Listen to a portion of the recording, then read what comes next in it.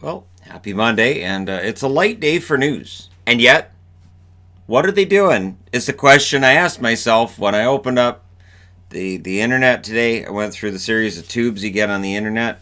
This is the U part of the tubes, and I went to the hockey part of the tubes of the internet. Igor Shesterkin's been recalled by the New York Rangers. Now, Agazino's been recalled as well by Pittsburgh. So I'm thinking that this is just a plan to ruin the AHL All-Star game because I'm going to talk about the AHL All-Star game later and compare it to the NHL one, and maybe they're trying to ruin it by calling up everybody who's going to be an All-Star player. I don't know. What are the Rangers doing? Because now this has led to speculation that maybe Georgiev's on the block.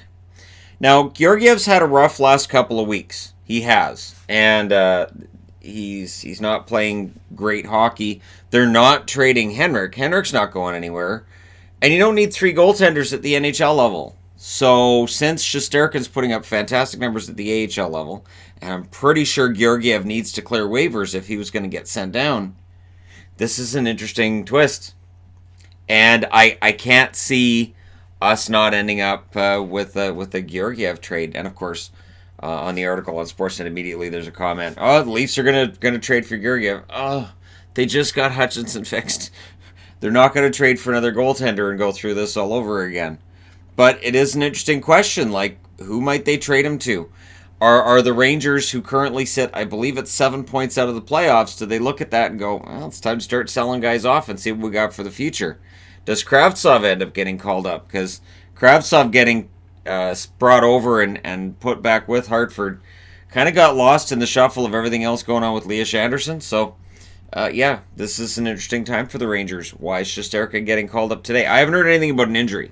The only, first thought I had was, well, maybe one of them's injured, but I haven't seen anything anywhere. I hunted around, I couldn't find anything. So, what you up to, Rangers? Nathan MacKinnon is 1 point back of Leon Draisaitl and Connor McDavid for the scoring lead in the NHL. So that's a storyline to watch with tonight's game, since all three players are in action. And the fact that Nathan MacKinnon is 1 point back of those guys, and he's had the season he's had while not having Rantanen and Landeskog on his wings like he did last year. I'm telling you, if the Avalanche end up finishing with a playoff record, and it looks like they will, and he wins the scoring title, he'll likely win the Hart as well. Just act surprised when it happens. It's very hard to argue against him being the MVP right now.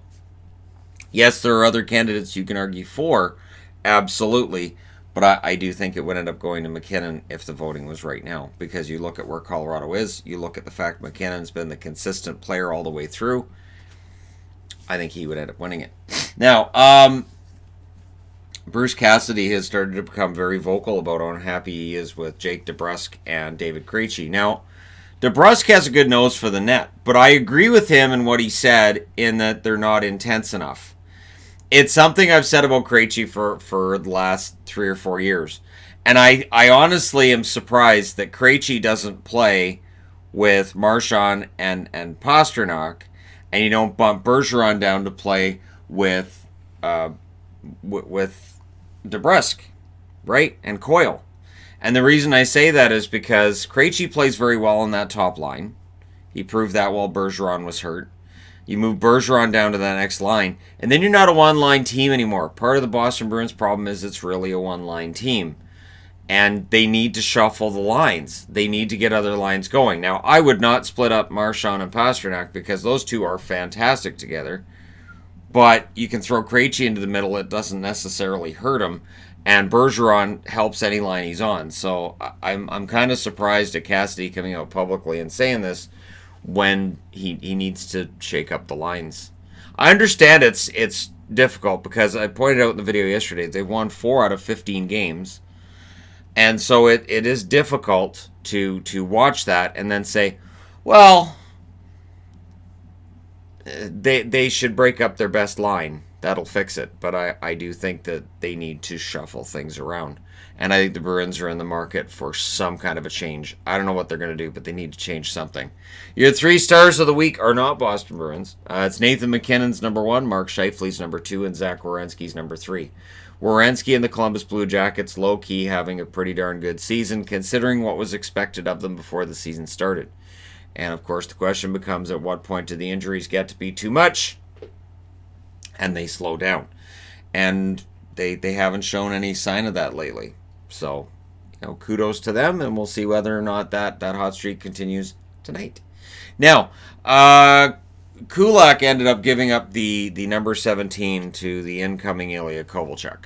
And apparently he was asked through Nate Thompson, and he said, yeah, that's fine. So Nate Thompson talks to Ilya, and he goes, yeah, no, I'll give him 17. It's no big deal. And so apparently he gets a Rolex. Now, I watched the interview with him. He just says that Ilya gave him a nice watch that was signed on the inside of it. I guess it's a Rolex because that's what it said in the headline. But nice watch. Could be a really nice Casio. Maybe he gave him a really nice Timex. I'm kidding, of course. It very highly likely would be a Rolex. Maybe one of those 90s swatches. Remember the swatch? I had a black swatch that had black hands on it. You couldn't read it, but was it stylish? Looked really nice with a nice dress shirt and dress pants. Look at my watch. What time is it? I have no clue. None. But it's a stylish swatch. Yeah, so I'm guessing it's a Rolex. Probably not my old swatch. It'd be great if it was, though, wouldn't it? I don't even know where that ended up. And the last bit of information to pass along today is that Brian Rust's at 17 goals. His career high is 18. I'm not entirely surprised at this output. I always felt that potential was there. When he was playing really well, you would see people saying, see, Sidney Crosby and Evgeny Malkin, they can make any winger look good. And I remember thinking, but Brian Rust's a pretty good player. And anybody who's been a fan of this channel for the last 3 years has heard me talk up Brian Rust a lot. I don't think I've ever said anything bad about him, that I've ever talked about him on a slump and how they need to move him or anything like that. I have always talked about how much I like Brian Rust and how difficult it was that he played for the Penguins, a team that I had disliked for many, many years. But, he has the talent. And so I don't think this is necessarily a false season he's having, although it is probably a career year. But I do think he could be a 25-30 goal scorer with regularity. It's a matter of staying healthy. It's a matter of having that opportunity on a top line and them kind of keeping things stable for him. I do think he can be a 25-30 goal scorer. That 18-goal season shows he's around a 20-goal scorer when he has the opportunity. And, worthy of note, I'll end on this. Since Sidney Crosby got hurt, the Pittsburgh Penguins have 15 wins, 6 regulation losses, and 4 losses in overtime or in shootout situations. When you see that, and then you see all the other injuries they've dealt with, this is why when I see people saying, well, yeah, this team has a bad record, but injuries, I think, nope.